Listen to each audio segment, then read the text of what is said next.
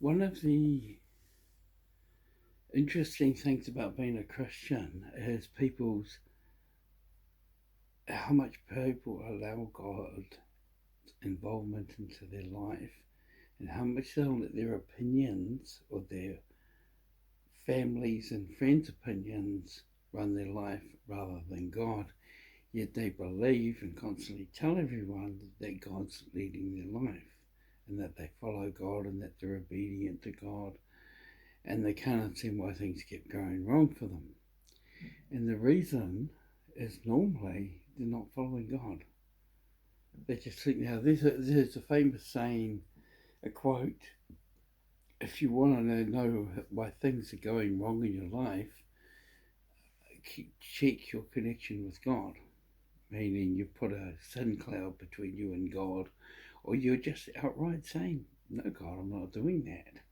You've got David and being chosen, and God says, don't look into the person's countenance, look into the person's heart. And the heart is what you're in love with. And I think that's why the example's here. When I think you find there's a lot of people who are in relationships who are not in relationships. There are a lot of people who are not in relationships because the other one decided, because of society, their own opinions, etc., they didn't want to be in the relationship God gave them. And I think if people are going to make that kind of commitment, and say someone keeps, think of it this way, okay, you want God to protect you. You want God, you say, God, I know you're there, you're the living God, I want you to protect me when I go to work today, please guide me, or help me through this meeting, be active in this meeting, please God, and help me.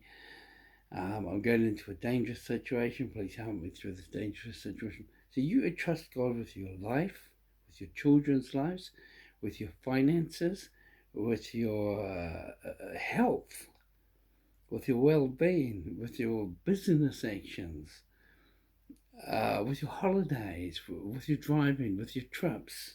You trust God with all that stuff, but you do not trust God to find you the one who will actually genuinely love you.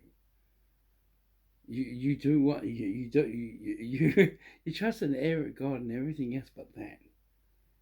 So no, that's the thing. I draw the line at God. Well, see, the thing here is and what you'd expect constantly is that person that God's sending you will constantly turn up in your life.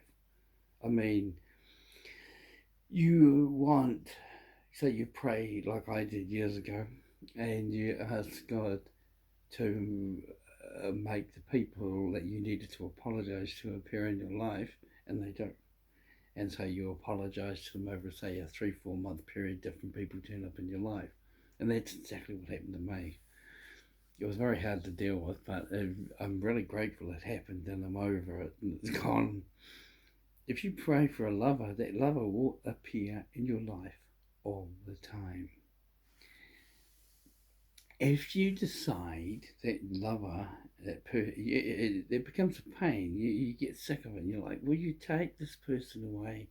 I've fallen in love in the materialistic, worldly way with this guy who's a electrician, a plumber, they're a female, a plumber, or whatever. I've fallen in love with this guy. This isn't what I want, God. Can I have this person? Can you get rid of this other person? This person's always on my case. I don't want this person in my life anymore. I keep seeing this person everywhere. I don't want to see this. Well, what you have to do is you have to make a decision. Are you following God or are you following the world? If you even discover you're following the world and you still want what the world has to offer, this is the point. If you still want what the world has to offer, which is Mr. Peter Perfect in front of you, um, who's young, handsome. I'm talking about if you're a female, opposite if you're a male. young, handsome, got a good job, everyone thinks you're the perfect couple, everyone adores them, da da da da da da da.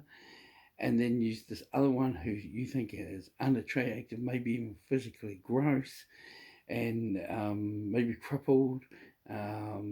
It's too old, too young, not financially stable as you would like them to be.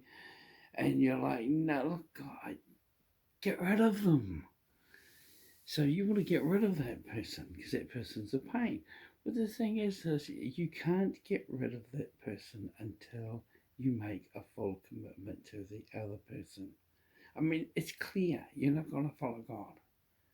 And you make all sorts of excuses about that person stalking you, that person. But if you're in a situation where you're driving down the street, that person you pull out behind that person, the one you reckon stalking you, and you're following that person. They're not stalking you, you're following that person. I've seen this happen. I've had females complain to me about a guy stalking them, and I say, well, where'd you see them? They said, he was in front of me driving down the road the other day. Okay, he's in front of you, and he's stalking you. No, no, no, no. You're following that person, and I realize it's God getting that person in your face. If you don't want that person in your face and you've made up your mind you want the other person, then you must fully commit yourself to the other person, which means you need to, if you've made your complete decision, marry that person, consummate the marriage, and then just say, tell God, this is the person I want, this is the person I want to keep. My honest belief is there are very, very, very few people today who have married the person God gave them. Very few. Everyone chooses someone else because God sees the heart and not the physical and materialistic attractions that the young woman or male want today. Like the guy wants a woman with the hourglass figure, with a great reputation and all that sort of stuff. So what I'm getting at here is, if you don't like a particular thing and you don't like God getting on your case, then you need to make it clear to God you want change. And as I say, God will never leave your life. And God will never turn from you unless you do actual evil. So go marry the other person.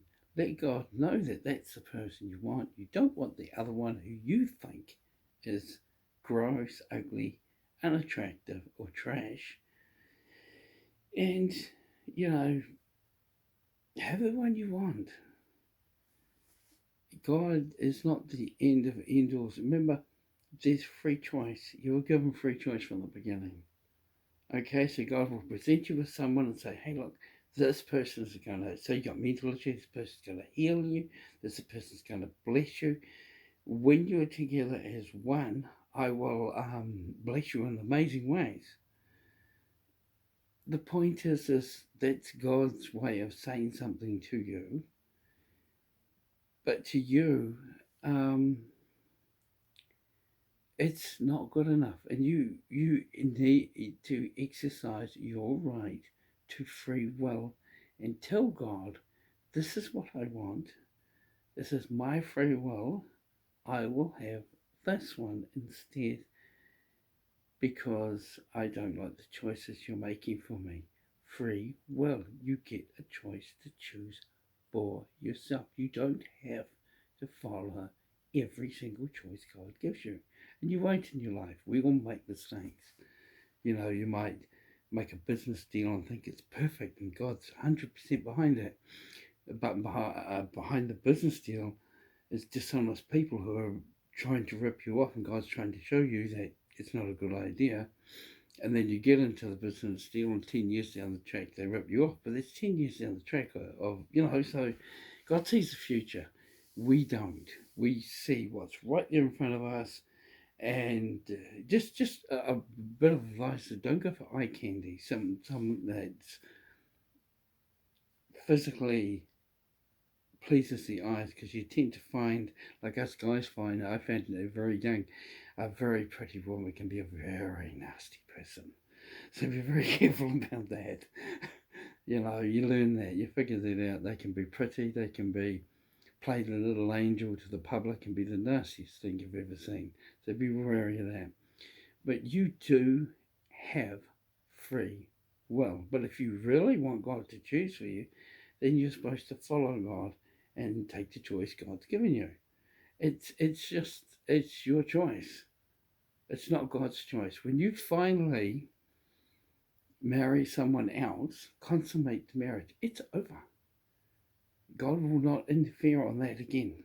He will bless you in whatever ways God can bless you in that relationship, and God will look after you in that relationship.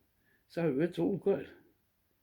And it's what you wanted. You exercised free will, made your choice, consummated the marriage. It's over. And God will still help you and not desert you or leave you. See? So you get what you wanted.